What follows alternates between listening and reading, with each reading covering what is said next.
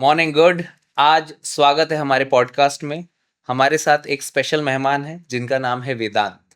वो computer science IIT में है और इनके बारे में कुछ हम बातें करेंगे इनसे। इनसे जान के लेंगे इनके लाइफ के एक्सपीरियंस, कैसे इनकी आईआईटी की लाइफ है, कैसे इन्होंने यहाँ तक का सफ़र तय किया है।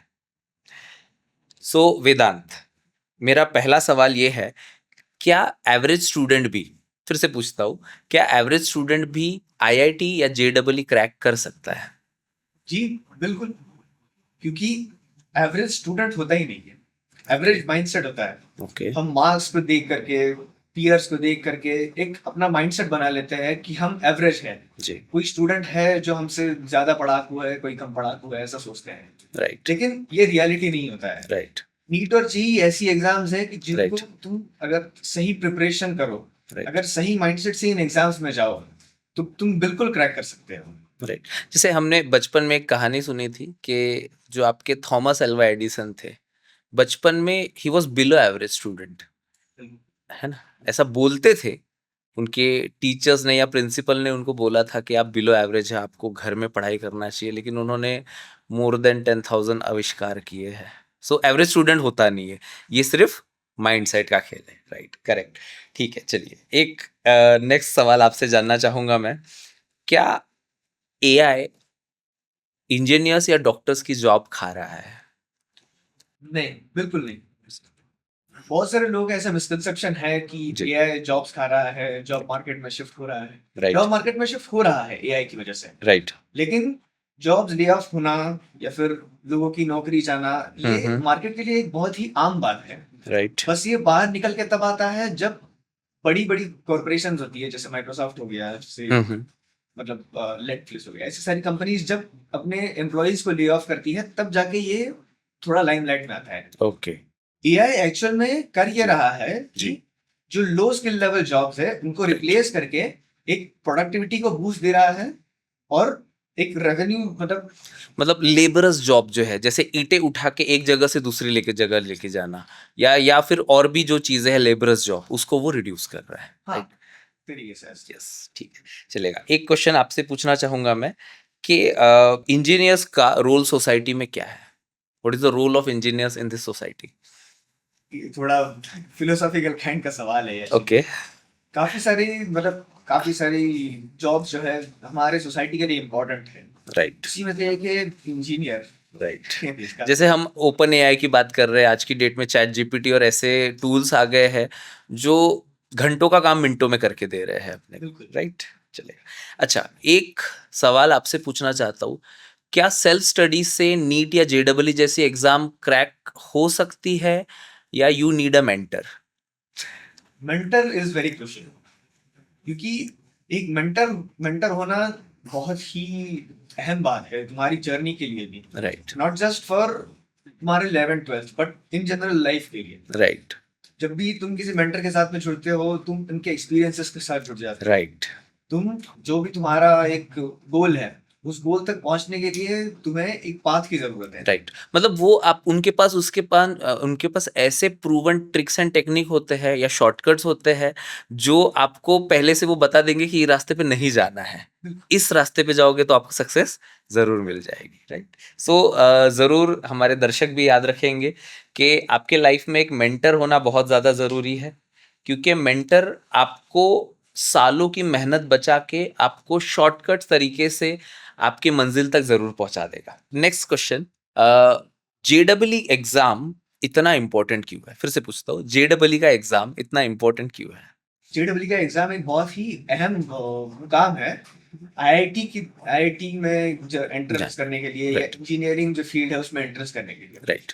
जेई एक नेशनल लेवल एग्जाम है। राइट। और अगर तुमने जेई में बहुत अच्छी तरीके से परफॉर्मेंस दे दिया, राइट, तो वो तुम्हारे लिए, मतलब वो आपके लिए बहुत ही, आप ऐसे बोल सकते हैं कि दरवाजे हम, खोल देता है। यस, दरवाजे खोल देने का मतलब है कि हमारे पास ऐसे ग्रुप ऑफ लोग मिल जाते हैं, ऐसा नेटवर्क मिल जाता है कि जो स्टार्टअप फाउंडर्स है या जिनके दिमाग थोड़े इनोवेटिव है, एंड जैसी संगत अपन में रहेंगे उसे वैसी अपनी रंगत हो जाएगी। राइट। सो उस नेटवर्क में जाने के लिए अपने को जेडब्ल्यू का एग्जाम क्रैक करना जरूरी है। राइट। जी। ऐसा बोल सकता हूँ मैं इसको? हाँ, मतलब जरूरी नहीं है, बट जेई क्योंकि होता क्या है, जी। यदि जो एनवायरनमेंट है जो स्टार्टअप वगैरह का है वो राइट। सिर्फ इंजीनियरिंग डोमेन्स में लिमिटेड नहीं रहा है, राइट।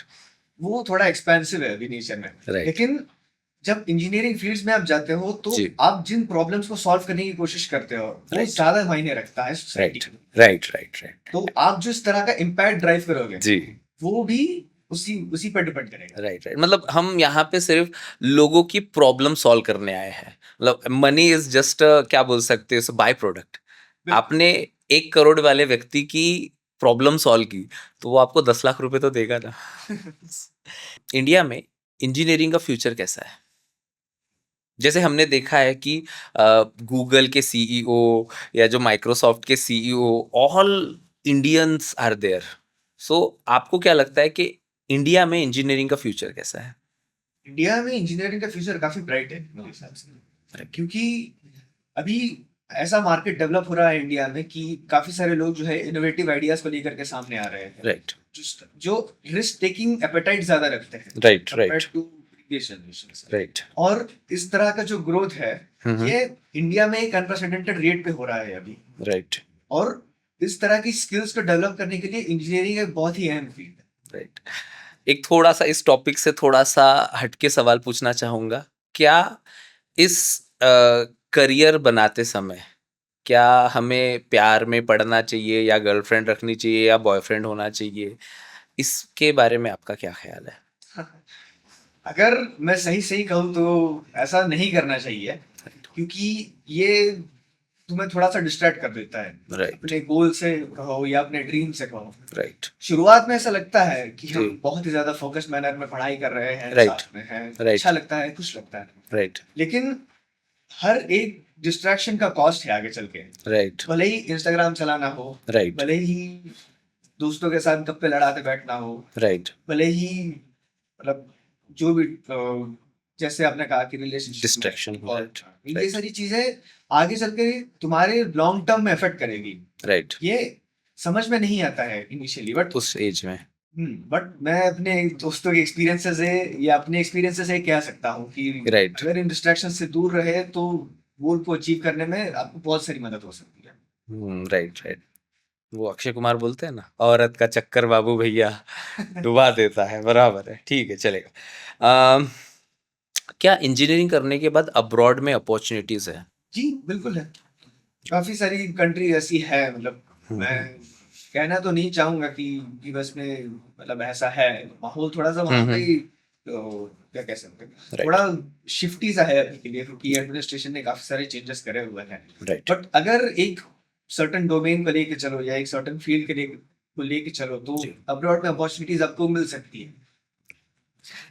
एक क्वेश्चन जनरल है कि फॉर एग्जांपल एक जस्ट 10th पास बच्चा है और वो एक ये डिसाइड नहीं कर पा रहा है कि उसे जेडब्ल्यू लेना चाहिए या नीट की एग्जाम देनी चाहिए, तो वो एक कैसे बेसिकली डिसाइड करेगा कि मुझे क्या करना चाहिए? मुझे मेडिकल की तरफ जाना चाहिए या मुझे इंजीनियरिंग की तरफ जाना चाहिए?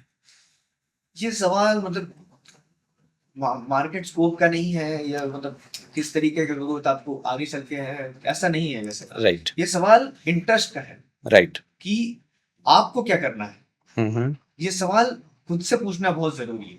राइट। आपके जेडब्ल्यू की जर्नी के दौरान आपको कौन से चैलेंजेस आए थे? थोड़ा इसके बारे में हमें बताइए। सबसे अहम चैलेंज तो हमारे लिए यही था कि हमारे समय पे कोविड आया हुआ था। ओके। पूरा का पूरा लॉकडाउन था। राइट। मतलब रादर देन चैलेंज मैं उसको एज एन अपॉर्चुनिटी ही लेता था, क्योंकि Right. हम लोगों का फिर ट्रेवल टाइम बच गया था और Right. काफी सारे रिसोर्सेज हमारे पास में at the tip of the finger available थे। राइट। लेकिन वो फिर भी एक चैलेंज था, क्योंकि अपने मेंटर्स से कनेक्ट करना, अपने दोस्तों से कनेक्ट करना, ये थोड़ा सा मतलब मुश्किल रहता था उस टाइम पे। डाउट्स पूछना वगैरह ये सारी चीजें, बट फिर भी हमारे पास में ऐसा सिस्टम अवेलेबल था राइट। जिसकी वजह से मतलब हो पाया ये। एक चैलेंज तो ये था। दूसरा चैलेंज ये कि मैं डिस्ट्रैक्ट बहुत जल्दी हो जाता था। राइट। क्योंकि मतलब मेरा लैपटॉप यूजेज 10th स्टैंडर्ड के पहले इतना सारा नहीं था, और इसकी वजह से, कोविड की वजह से, लॉकडाउन की वजह से हमारा लैपटॉप यूजेज काफी बढ़ गया था। तो मैं डिस्ट्रैक्ट बहुत इनिशियली मतलब बहुत मतलब ज्यादा हो जाता ऑफलाइन क्लासेस वैसे भी नहीं थे तो अपन सब ऑनलाइन पे ही आ गए थे और फिर वहां से यूट्यूब जाना, इंस्टाग्राम जाना बहुत ज्यादा इजी है। हो हाँ, गया था, बहुत है ना? इजी एक्सेस हो जाता था। राइट, तो इसकी वजह से मैं मतलब इनिशियली डिस्ट्रैक्ट बहुत ज्यादा हो जाता था ऐसे, राइट, तो अकाउंटेबिलिटी वहां पे रखना थोड़ा मुश्किल हो जाता था। राइट। ओके, एक नॉर्मल स्टूडेंट है, उसने कंसिस्टेंसी कैसे मेंटेन करना चाहिए? जैसा कि मैंने अभी बताया कि जी।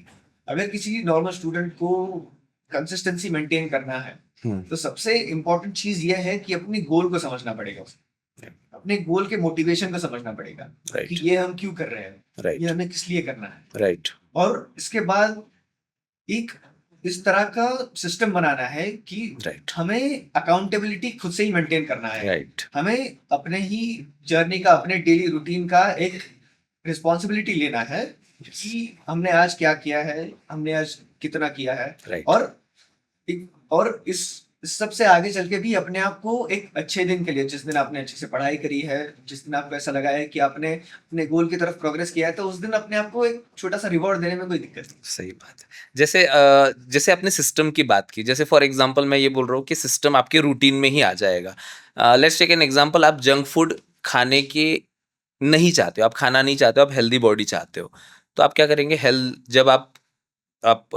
परचेस करने जाएंगे उस समय पे जंक फूड लेंगे ही नहीं, तो जंक फूड घर पे आएगा ही नहीं, फ्रिज में रखा ही नहीं होगा, तो अपन खाएंगे नहीं, है ना? बिल्कुल। So consistency is the key to success, right?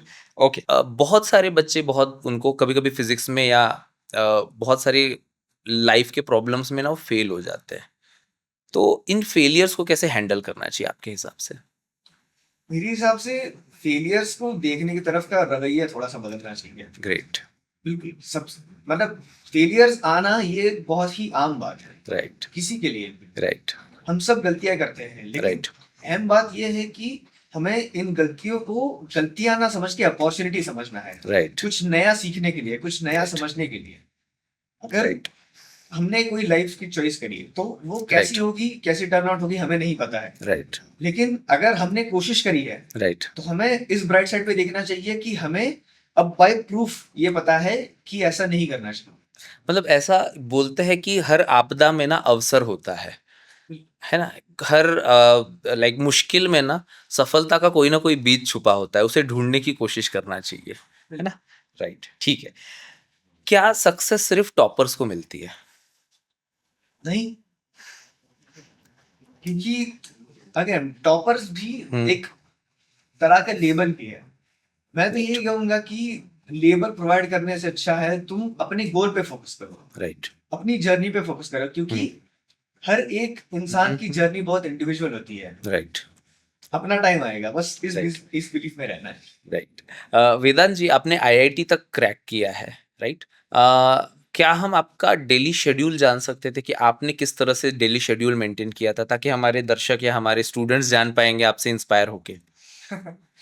मेरा शेड्यूल एक बहुत ही मतलब रिचर्ड सा रूटीन था। मैं सुबह जल्दी उठता था, जी। 6 बजे के अराउंड। राइट, उसके बाद में मैं थोड़ी बहुत एक्सरसाइज वगैरह करता था, राइट, और फिर मैं इंश्योर करता था इस बात को कि 9 से 12 और 2 से 5 इन टाइम के बीच में मैं कहीं पर भी डिस्ट्रैक्ट नहीं होऊंगा। राइट, एक ही जगह पे बैठ के मैं पढ़ाई करता रहूंगा। राइट, मैं खाना टाइम से करता था, बिल्कुल। हम्म, कुडोस टू मेरे मम्मी पापा हम्म, जिन्होंने राइट, मुझे सपोर्ट किया इस सब में। राइट, और एक और बात ये कि मैं अपनी पढ़ाई में कंसिस्टेंसी को मेंटेन करने के लिए अपने मेंटर से रेगुलरली कांटेक्ट में रहता था। राइट। मतलब गुरु का विकल्प नहीं होता है, you need a mentor, right? तो वेदांत, आपके मेंटर कौन थे जिन्होंने आपको बहुत ज्यादा गाइड किया और जिनकी वजह से आप बहुत ज्यादा सक्सेसफुल हो पाए? बहुत ज्यादा सक्सेसफुल तो नहीं रहूंगा मैं, क्योंकि अभी बहुत सारी चीजें आगे करनी बाकी है। बट मेरे जो मतलब जिनको मैं गुरु मानता हूँ, जो मेरे मेंटर है, वो तो मेरे सार्थक अग्रवाल सर। उन्होंने वो मुझे मैथ्स पढ़ाया करते थे, जी। और मैथ्स मतलब मेरे लिए बहुत ही मुश्किल सब्जेक्ट था एक। Right, right, right. तो मतलब वो मुझे टाइम टू टाइम, पहली बात तो बहुत ही अच्छे टीचर है, हम्म। और मुझे टाइम टू टाइम गाइड करते रहते थे मुझे जी, कि जी। अगर कोई डिफिकल्टी आई तो उसको किस राइट, तरीके से टैकल करना है, राइट, कोई प्रॉब्लम है तो उसको किस तरीके से सॉल्व करना है। राइट। कभी कभार मुझे मतलब लाइफ में कभी कभार दिक्कत आ जाती थी, तो उससे जाके बात करता था मैं कि इस तरह का है सिचुएशन सर, तो क्या करना मतलब चाहिए। इवन प्रोफेशनल, पर्सनल, आप सारी चीजें उनसे शेयर करते शेयर थे? है। राइट। चलिए, thank you. So how is life in IT? कैसा चल रहा है वहाँ जाके? क्या मिला, क्या अच्छा लगा आईटी में जाके यार? आईटी में जाके सबसे स्ट्रॉन्ग फीलिंग कही जाए, सबसे स्ट्रॉन्ग फीलिंग तो अकम्पलिशमेंट की थी। अकम्पलिश फील कर रहे थे कि जिंदगी में एक गोल लिया हमने और उस गोल की तरफ थोड़ा एक एडवांस किया, हमने प्रोग्रेस किया, 2 साल मेहनत करी और तब जाके आईआईटी में हम आ गए। तो ये गोल कब डिसाइड किया था हम लोगों ने कि अपने को आईटी की तैयारी करनी है? क्या वो 10th से स्टार्ट हुआ था या 8th से स्टार्ट हुआ था? कब से मतलब देखा था कि यार अब मेरे को आईटी की प्रिपरेशन करनी है? और आप कैसे थे 8th एंड 10th स्टडीज में? आप कैसे थे 8th एंड 10th में? थोड़ा मेरे को बताओ ताकि बच्चों को समझ में आया कि काफी बच्चे फील करते हैं कि यार they are not good in studies. तो आप कैसे थे? आपका 8th एंड 10th में क्या था? एक बार मेरे को बताओ थोड़ा। तो 8th 9th 10th में मेरा ऐसा था कि मैं पढ़ाई में तो पहले से ही अच्छा था, शुरुआत से ही। पर 8th 9th 10th में एक बहुत ही इंटरेस्टिंग चीज मेरे साथ हुई। मैंने एक वर्कशॉप अटेंड किया था और उस वर्कशॉप में उन्होंने मुझे क्यूरियोसिटी का एक बहुत इंपॉर्टेंट फैक्टर बताया। जो भी चीज तुम पढ़ रहे हो, जो भी चीज तुम सीख रहे हो, उस चीज को रादर देन एक बर्डन लेने से अच्छा है कि तुम उसको एक क्यूरियोसिटी के तरह से देख सको। ये क्यों हो रहा है ऐसा, ये सिस्टम इस तरह से कैसे है? हाँ, कि हर जो क्वेश्चनिंग द थिंग्स कि ऐसा क्यों हो रहा है, and that helps you to gain key exposure की कैसे सोचनी है चीजें। So that workshop that helped you. और आपने कब सोचा था कि आईटी की तैयारी चालू करनी है? इन 11th ओनली और previous to that? Previous to that ही, मतलब ऐसा कुछ था नहीं कि आईआईटी में जाना है, बट इंजीनियरिंग फील्ड बहुत ही मतलब पॉपुलर था मेरे टाइम पे। अभी भी है। तो उस टाइम पे ऐसा था कि आगे चल के इंजीनियरिंग करना है, फिर चल के कुछ बिजनेस वगैरह में आगे चल के करना है, ऐसा था। तो इनिशियल गोल तो ये नहीं था कि आईआईटी में जाना है, बस ये था कि मैथ्स थोड़ी सी अच्छी है, यूजुअली ऐसा ही होता है कि मैथ्स अच्छी होगी तो इंजीनियरिंग की तरफ बढ़ते हैं। तो आपने 11th एंड 12th 2 साल ही तैयारी किया, और 8th 9th 10th में कुछ ओलंपियाड्स वगैरह या होमी बाबा के एग्जाम्स होते हैं उसके लिए कुछ प्रिपरेशन किया था आपने कुछ? नहीं, बिल्कुल नहीं। तो मैं बस अपनी स्कूल की पढ़ाई करता था, उसी में मस्त रहता था। तो ऐसा बिल्कुल ज़रूरी नहीं है कि अपने को 8 9 10 से ही लगना पड़ेगा और ओलंपियाड की तैयारी करनी पड़ेगी, ऐसा कुछ नहीं है। अगर हम लोग सिर्फ 11th और 12th में भी फोकस करके अच्छे से पढ़ें, अच्छे गाइडेंस सिस्टम के संग पढ़ें, तो अपन लोग क्रैक कर सकते हैं IT. It is very easy. बिल्कुल बिल्कुल। बिल्कुल करेक्ट। ठीक है, पेरेंट्स का क्या रोल होता है यार? ये 2 साल की जर्नी में पेरेंट्स का क्या रोल था आपके, जो आपको सपोर्ट सिस्टम रिक्वायर्ड था? एक तो कोचिंग तो देता ही है, बट पेरेंट्स का क्या रोल होता है इन दिस 2 years? मेरे टाइम पे पेरेंट्स का रोल स्पेशली इम्पोर्टेंट था, क्योंकि मेरे टाइम पे लॉकडाउन था, एक बहुत ही टेंस सा माहौल था उस टाइम पे। तो पेरेंट्स का मेरे लिए एक सपोर्ट सिस्टम कह सकते हो, एक इमोशनल रोल बहुत ज्यादा था उनके लिए। न कि बस सिस्टम मतलब खाना वगैरह ये सारी देखना चीजें, या फिर मतलब कभी कभार मैं डिस्ट्रैक्ट अगर हो जाता था तो मुझसे थोड़ा बात करना, थोड़ा सा मुझे ये स्ट्रिक्ट करना मेरे लिए थोड़ी सी चीज है। तो इस तरह का सपोर्ट मेरे लिए थोड़ा सा इम्पोर्टेंट था उस टाइम पे, क्योंकि डिस्ट्रैक्शन बहुत ही आसान था। तो do you share everything with your parents? और मतलब 11 12th वाले बच्चे generally they don't share up the things what they are struggling with their life, कि हमारी लाइफ में क्या चल रहा है यार, मैं पावरफुल महसूस कर रहा हूँ कि नहीं कर रहा हूँ, या फिर मैं कोई प्रॉब्लम आ रहा है, फिजिक्स में ये दिक्कत आ रहा है, मैथ्स में ये दिक्कत आ रहा है।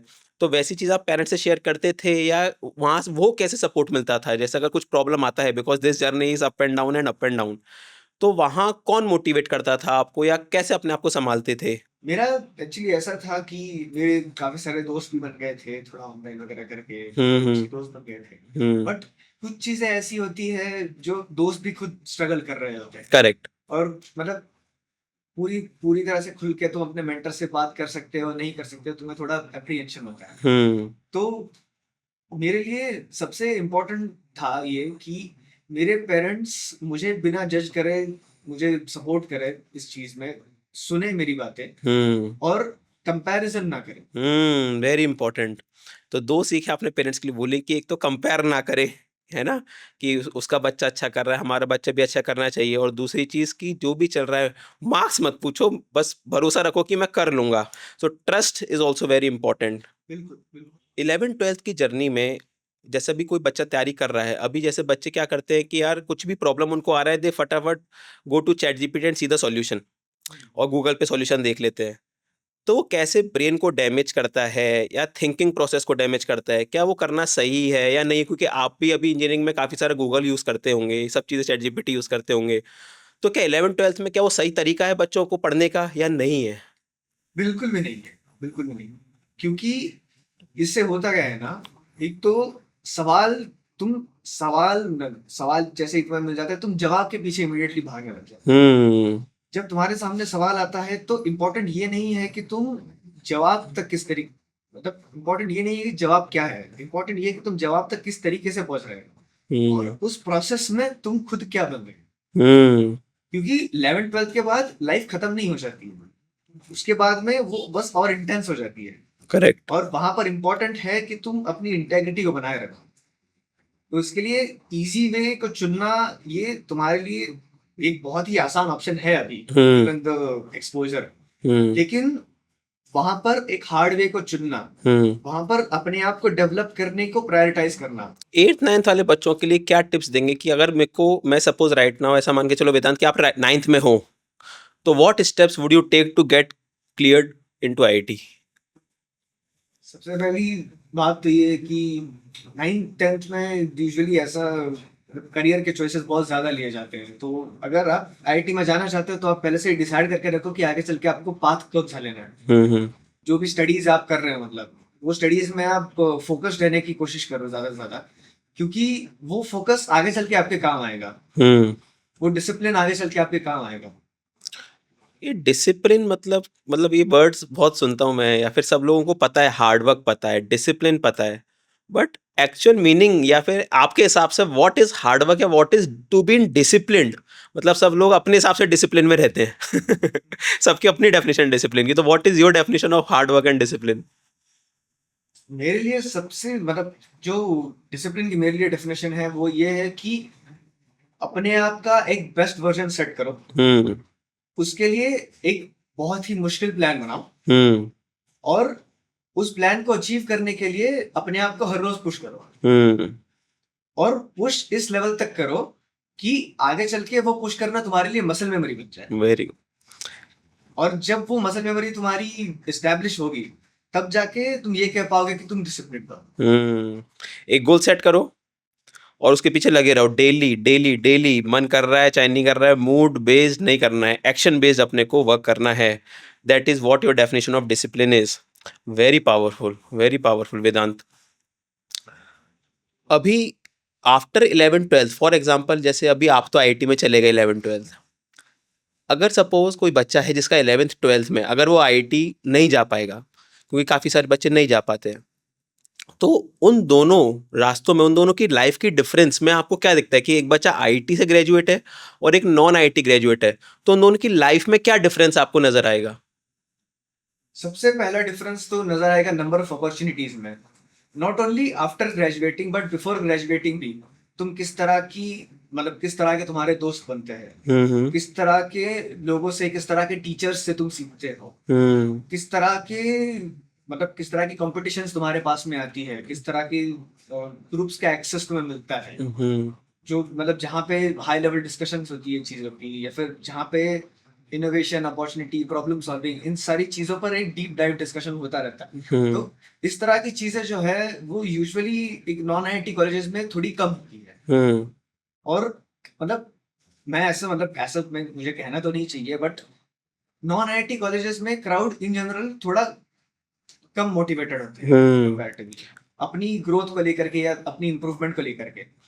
और ग्रेजुएट होने के बाद भी आईआईटीज तुम्हें जिस तरह का एक प्लेटफॉर्म प्रोवाइड करती है, यस, और नॉन आईआईटीज तुम्हें जिस तरह का प्लेटफॉर्म प्रोवाइड करती है, वो थोड़ा सा डिफरेंस तो क्रिएटेड है। ऑल्दो अभी करंट मार्केट सिनेरियो को देखते हुए लोग कहते हैं कि स्किल लेवल पे बेस होता है, ये होता है, बट आईआईटीएन का टैग होना ये तुम्हारे लिए, तुम्हारी ग्रोथ के लिए भी इम्पोर्टेंट है, और जिस तरह का नेटवर्क तुम्हारा बनता है उस नेटवर्क के लिए भी इम्पोर्टेंट है। एनआईटी और आईआईटी में मतलब क्या डिफरेंस है या फिर किस लेवल का डिफरेंस आता है? एक तो नॉन आईआईटीएन हम लोग बोलते हैं, तो एनआईटी भी वो सेम इंफ्रास्ट्रक्चर या फिर same quality of opportunities provide करता है जैसे आईआईटी करता है, कि एनआईटी वहाँ पे नहीं कर पाता उस लेवल के अपॉर्चुनिटीज प्रोवाइड बच्चों को?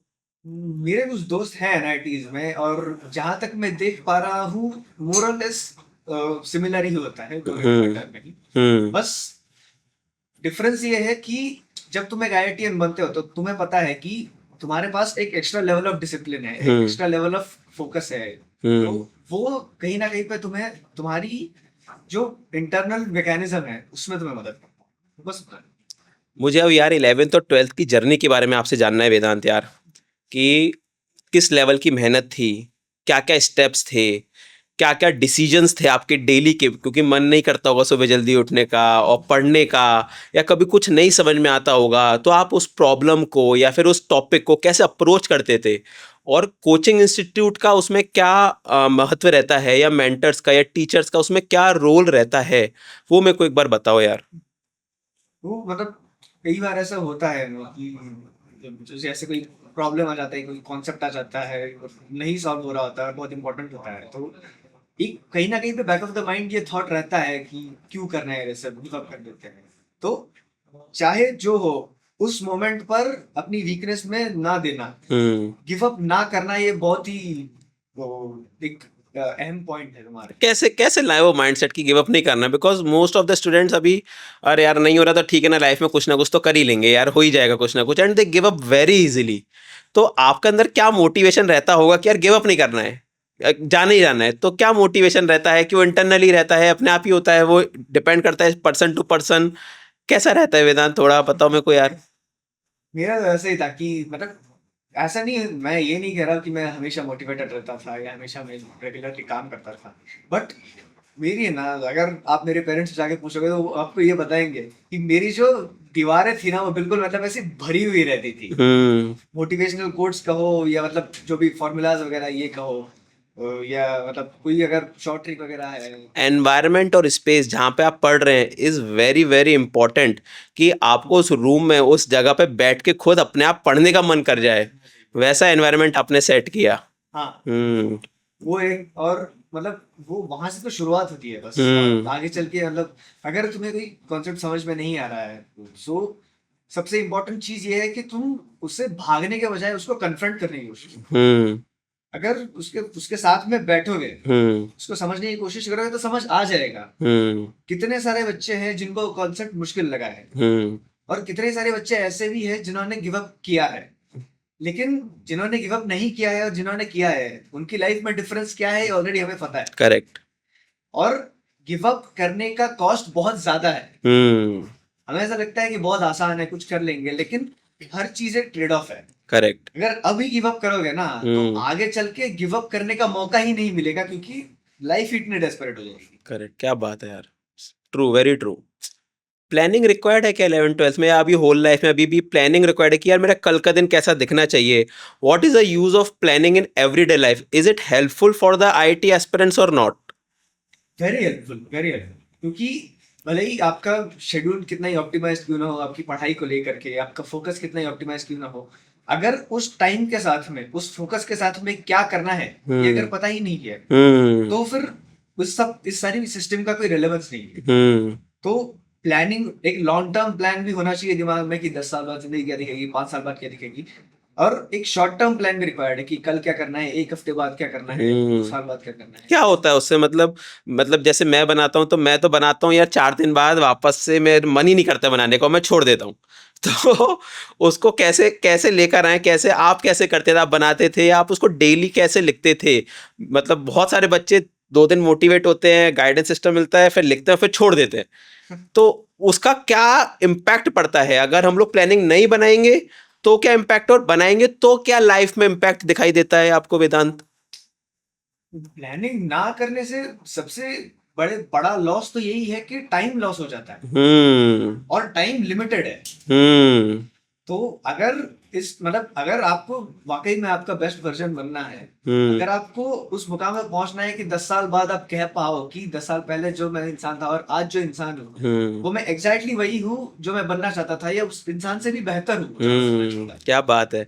तो हम लोगों ने डिसाइड किया कि how I want to look after 5 years, वैसा अगर अपने को दिख रहा है बनना है, तो you have to take some steps right now, you have to plan everything and then move. तो आपको शायद दिखेगा कि मैं 5 साल वैसा कैसे कर पाऊँगा और वैसा बन पाऊँगा कि नहीं। Very nice. फिजिकल एक्टिविटी का कोई रोल रहता है इसमें पढ़ाई में, या आईटी में कुछ फिजिकल एक्टिविटी ज़रूरत होती है बच्चों को, या नहीं सिर्फ पढ़ाई पे ही फोकस करना चाहिए पूरा पूरा, कि फिजिकल एक्टिविटी बाद में देखेंगे आफ्टर ग्रेजुएशन? नहीं नहीं नहीं, ऐसा बिल्कुल भी नहीं होता है। फिजिकल एक्टिविटी पे मतलब मानता हूँ मैं कि एक डेडिकेटेड 2 घंटे या 3 घंटे तुम नहीं दे पाओगे, लेकिन लेकिन ये भी जरूरी नहीं है कि तुम बिल्कुल ही छोड़ ही दोगे, क्योंकि माइंड और बॉडी बिल्कुल कनेक्टेड होते हैं। अगर मतलब लाइक तुम्हारा एनवायरनमेंट भी खराब है तो फिर भी पढ़ने का मन नहीं करेगा। अगर मतलब ऐसा बहुत ही लेजी फील हो रहा है तो फिर भी मन नहीं करेगा। अगर बहुत ज्यादा डिस्टर्ब्ड हो तो फिर भी मन नहीं करेगा। तो मेरा सजेशन तो ये है कि एक मिनिमल अमाउंट ऑफ आधा 1 घंटा या 10 मिनट जो भी है, एक minimal amount of physical activity तो रखना ही चाहिए। उससे मतलब माइंड बॉडी का कनेक्शन भी बिल्ड होगा एक अच्छी तरीके से, और फिर मतलब एक बार रिफ्रेश हो जाओगे तो पढ़ने का मन भी करेगा। वो हेल्प भी करता है ना यार बच्चों को, कि यार सपोज मेरा आज मन नहीं है फिजिकल एक्टिविटी करने का, चलो यार करते हैं। सेम विद स्टडीज, कि यार पढ़ने का मन नहीं है, चलो यार पढ़ के देखते हैं क्या होगा। तो वो माइंडसेट भी में भी हेल्प करता है। Very true, very true. मतलब एक और चीज ये भी है कि अगर पढ़ने का मन नहीं कर रहा है तो मान लो एक्सरसाइज कर ली, ऑप्शन भी काइंड ऑफ मिल जाता है तुम्हें। हाँ, जब पढ़ने का मन नहीं करा तो थोड़ा टहल लिया, थोड़ा एक्सरसाइज कर लिया, and then you can regain yourself कि आप वापस से पढ़ने बैठ सकते हो। Correct, very nice. यार मैं बड़ा डीप सवाल पूछने जा रहा हूँ यार आपसे, है ना। मतलब मैं भी जब 11th में था या मैं 10th में था, तो मेरे जो इमोशंस थे या फिर मैं जो स्ट्रगल करता था चीज़ें, most of the students they don't open up with their parents, with their teachers and mentors, and they struggle inside inside कि यार मैं स्ट्रगल कर रहा हूँ बट क्या बोलूँ, मैं पापा को क्या बोलूँ यार कि मेरे को नहीं समझ में आ रहा है, और उनको स्ट्रगल कर रहे होते हैं। तो इसमें क्या कौन हेल्प कर सकता है हम लोगों की, कि एक्चुअल में, बिकॉज वी ट्रूली वांट कि यार whatever they are struggling there is a solution of everything. 10th class के बच्चे, 9th क्लास के बच्चे, and they are struggling inside. तो उसमें क्या आपका राय है, या कैसे आप बोल सकते हो उन 9th 10th वालों के लिए, क्या बोलना चाहोगे 11th वाले बच्चों को, कि यार आप है ना अपने टीचर से जाके बात करो, अपने मेंटर से बात करो, पेरेंट्स से बात करो, they know everything, they have lived more life than you. आपका क्या गाइडेंस रहेगा? मैं चाहता हूँ कि 11th वाले बच्चे शेयर पूरा ओपन अप होके बोले, इट डोंट स्ट्रगल इनसाइड। तो उसमें क्या है आपका? सबसे अहम बात तो यही है कि ये रियलाइज करना चाहिए कि स्ट्रगल कर रहे हैं। अगर आप अपनी इमोशंस को रिकॉग्नाइज ही नहीं कर पाते तो फिर आगे चल के मतलब मदद कैसे मांगोगे, किस चीज में मदद मांगोगे? क्योंकि हमें ऐसा लगता है कि हमें समझ में नहीं आ रहा है, या मतलब ऐसा लगता है कि बात नहीं कर पा रहे, कंपेयर कर रहे हैं। हमें ऐसा लगता है कि ट्रिवियल इशू है, बहुत ही छोटा, लेकिन इमोशंस ये छोटी सी बात नहीं होती। तो कैसे कैसे निकाल सकते हैं, कैसे पता चलेगा मुझे? उसके लिए कुछ कुछ है? जैसे हम लोग मैं अपने कोचिंग इंस्टीट्यूट में अपना मूड मीटर करके लिखवाता था। तो उसमें मैं लिखवाता था बच्चों से कि यार what you are feeling, are you depressed और happy, are you feeling energetic. तो बच्चों को थोड़ा इमोशनल अपना समझ में आता था, फिर मैं गाइड कर सकता था उन लोगों को कि यार आप देखो ऐसा ऐसा कहाँ पे है। तो उसमें आपको क्या लगता है कि और किस तरीके से हम लोग उनको इमोशंस उनको अपने समझ में आए कि what exactly they are feeling right now, and they want to share but not able to share, उसमें कैसे शेयर करें वो, ऐसा कुछ? ये मतलब ये काइंड ऑफ ये सपोर्ट सिस्टम वाला थोड़ा बहुत चीज बन जाता है। सेल्फ हेल्प हो गया या सपोर्ट सिस्टम हो गया। तो शुरुआत तो मैं यही कहना चाहूंगा कि शुरुआत में ये सोचना बंद करो कि तुम जो फील कर रहे हो या जो सोच रहे हो वो गलत है। बहुत सारे बच्चे इसी तरह की इमोशन से गुजरते हैं, और अगर बहुत सारे बच्चे नहीं भी गुजर रहे तो इसका मतलब ये नहीं कि आप गलत हो। तो अपने आप में मतलब ये ऐसा अपने आप में भरोसा तो नहीं करूंगा मैं, लेकिन अपने आप को ऐसे ये कहने की जरूरत नहीं है कि लाइक हम जो सोच रहे हैं वो मतलब एक तरीके से गलत है, या मतलब अगर समझने की अगर कोशिश करनी है तो थोड़ा सा मतलब अब जर्नलिंग कर सकते हो, या मतलब अगर किसी ऐसे इंसान से जाके बात कर सकते हो कि जो आपको मदद करने के लिए बैठा हुआ है, जैसे कि आपके मेंटर्स हो गए, या जैसे कि आपके पेरेंट्स हो गए। कुछ कुछ बच्चे ऐसे होते हैं कि जिनके अपने पेरेंट्स से रिलेशन बहुत अच्छे होते हैं, जी। मम्मी से बहुत अच्छे होते हैं, पापा से बहुत अच्छे होते हैं। तो आप उनसे जाके ये बिल्कुल कह सकते हो हम्म कि मम्मी मेरे को ऐसा ऐसा मतलब मैं आपसे बात करना चाहती हूँ, ऐसा ऐसा फील हो रहा है, पापा ऐसा ऐसा फील हो रहा है। मेंटर का क्या रोल होता है इस 2 साल की जर्नी में? बिकॉज वो पूरा 2 साल आपके संग रहता है, आप पेरेंट्स रहता है, स्टूडेंट और mentor, these are the only 3 people जो ब्लॉग बनता है। तो एक मेंटर का 11th-12th की जर्नी में या स्टार्टिंग फ्रॉम 8th-9th-10th की भी बात करें, अगर एक अच्छा मेंटर, एक होता है मेंटर और एक होता है एक अच्छा डेडिकेटेड मेंटर। तो अगर एक बच्चे को 9th क्लास 8th क्लास में डेडिकेटेड मेंटर मिल जाए जो उसको गाइड करे कि यार तुझे अभी ये करना है, इसकी तैयारी करनी है, उसके उसको उसके जो शॉर्टकमिंग्स है उनको निखार पाए, तो एक मेंटर का क्या रोल होता है वेदांत इसमें आपके हिसाब से? मेंटर का रोल एक काइंड ऑफ, मैं कहूंगा कि मेंटर से कहने से ज्यादा अच्छा है कि गुरु कहेगा। हम्म कि काफी सारे इस मतलब जेई की जर्नी में काफी सारे हर्डल्स इस तरीके के होते हैं कि जिसके आंसर्स पेरेंट्स के पास भी नहीं होते कई बार। बिल्कुल। तो ऐसे जगह पे हमें एक ऐसे इंसान की जरूरत होती है कि जो एक्सपीरियंस्ड हो इस सारी जर्नी में, हम्म जो हमें अपने सवालों मतलब जो हमें पर्सनलाइज वे में मदद कर पाए अपनी जर्नी में, हम्म और साथ ही साथ में मतलब हमें गाइड कर पाए। हम्म और मतलब एक थोड़ा अकाउंटेबिलिटी वाला रोल भी वहां पे आ जाता है कि मतलब किस तरह से हमारी प्रोग्रेस चल रही है, तो उस प्रोग्रेस को ट्रैक करने में भी हमारा हम्म मेंटर हमारी मदद करता हाँ, कि क्या डेली शेड्यूल क्या है तुम्हारा, क्या क्या एक्टिविटीज कर रहे हो, तो मॉनिटरिंग इज वेरी इंपॉर्टेंट। तो मॉनिटरिंग वो आपको एक मेंटर प्रोवाइड कर सकता है, this is what you are saying. है।